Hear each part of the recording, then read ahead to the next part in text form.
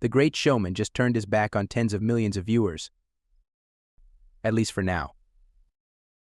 Donald Trump's refusal to take part in another presidential debate with Democratic nominee Kamala Harris marks a significant moment in the 2024 campaign and hints at vulnerability for a political career built on the foundation of his television fame and mastery of stagecraft. The ex-president said he doesn't need a rematch because he won Tuesday night's debate, despite overwhelming reviews saying he bombed against a vice president who outdid a former reality star. Because we've done 2 debates, and because they were successful, there will be no third debate.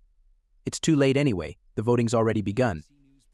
Trump said during a wild campaign speech in Arizona on Thursday, also referring to his first debate against Joe Biden on CNN in June, that led to the president being pushed out of the race by his own party.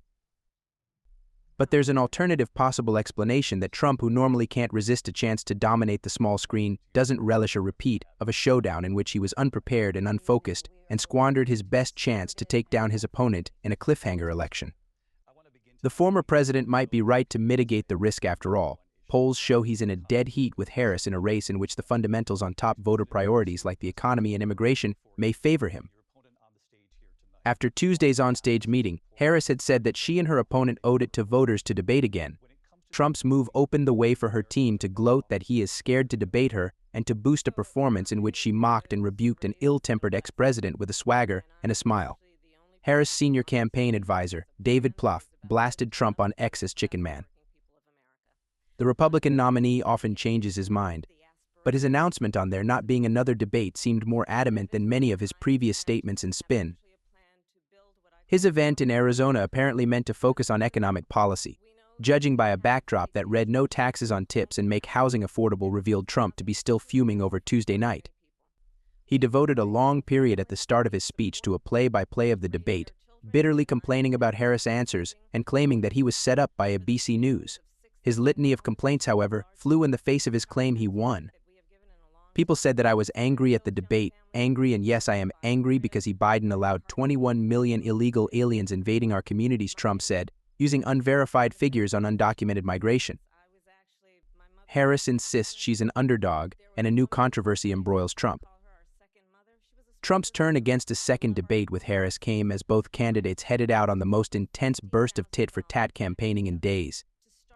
But Trump was also embroiled in yet another controversy over the extreme company he often keeps, after traveling to a 9/11 commemoration with far-right polemicist Laura Loomer, who has touted conspiracy theories about the 2001 attacks.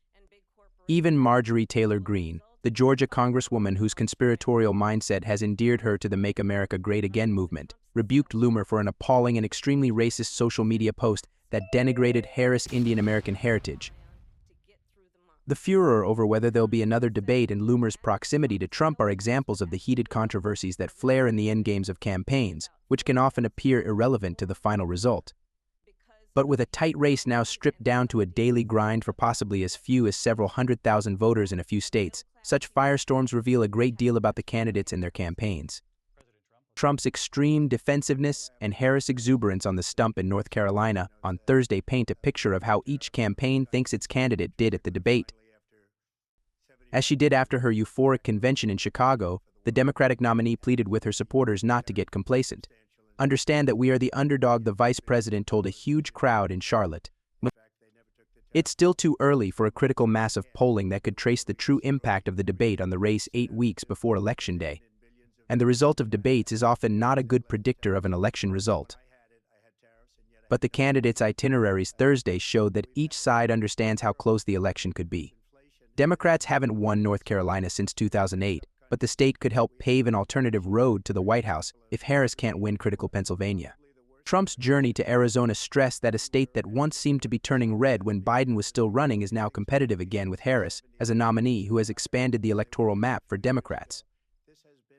Both candidates need to win over moderate, suburban, swing voters in the battleground states, and they are taking vastly different approaches to doing so. Harris on Thursday vowed to unite the country and courted traditional Republicans who are disaffected with Trump.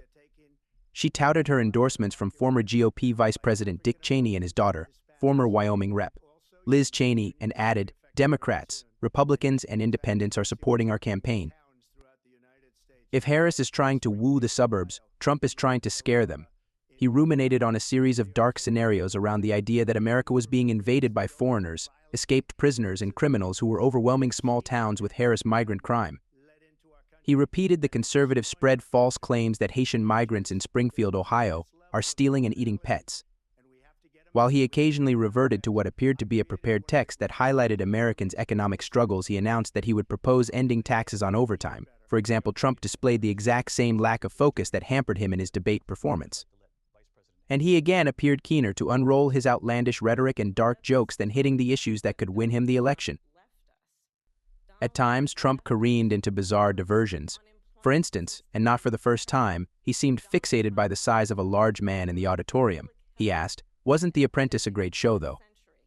and wistfully reminisced about the final night of his election campaign in 2016. He also relayed conversations with former First Lady Melania Trump, in which he called her darling and she critiqued his jokes, his hair, and his habit of mocking the way Biden walked down a flight of stairs. It's becoming increasingly obvious that Trump is underperforming his own campaign. His hard-hitting ads and his vice presidential nominee, J.D. Vance, are making sharper economic arguments than he is. Still, Trump still leads Harris in most polls when voters are asked who they trust most to manage the economy and immigration. So while his rhetoric seems egregious to many liberals, his message clearly resonates among millions of Americans.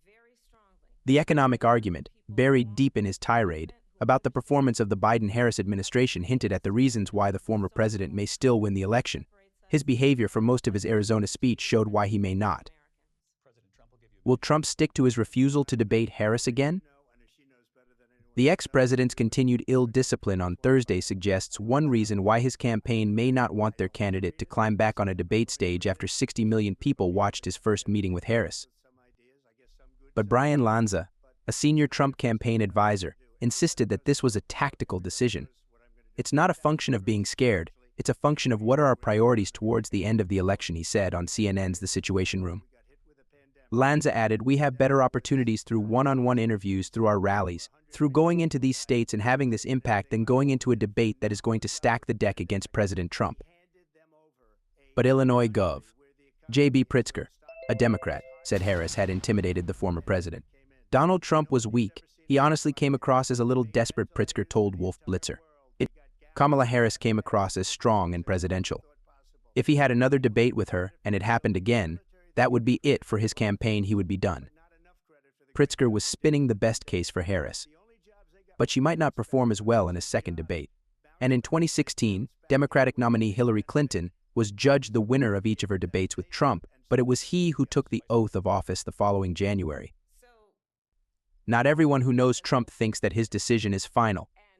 Alyssa Farah Griffin, a CNN commentator who used to serve as Trump's White House communications director, foresaw a scenario in which the ex-president might have a change of heart if he is trailing closer to Election Day. "I would predict that he may change his tune on this," Griffin said on The Situation Room. "If Kamala Harris sees a bump in the polls from her performance in the debate where most folks think she won, I could see a world where in a couple of weeks Donald Trump says, 'I challenge her to a debate,'" Griffin said. "I could see him thinking, if things get a little bit tighter in the final 8-week stretch, he might need a big moment to remain competitive against her."